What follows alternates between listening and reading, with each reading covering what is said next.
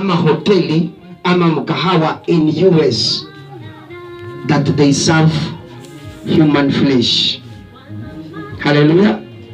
So kama maadili hao wanakubali, wanatuletea, tunaenda wapi?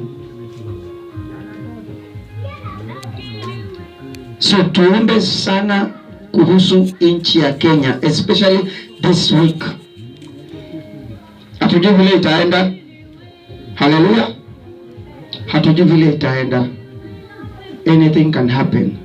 But let's pray that God will intervene in our country and give a proper channel. Hallelujah.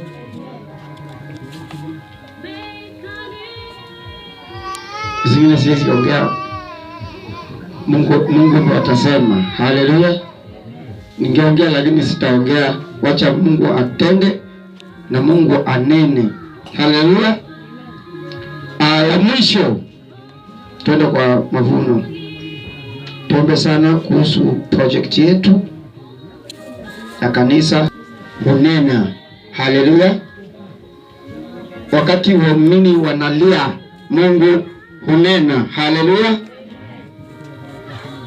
Sisi tuliomba mara mwisho kutoka 2 weeks ago before mwezi uishe, na tukaambia Mungu we are looking for a judgment. Hallelujah. Yule alikuwa anasimamia mradi alikuwa recalled back to US. Chairman alijifanya ni mwerevu, tukamwambia sisi tukiomba hatupangwi.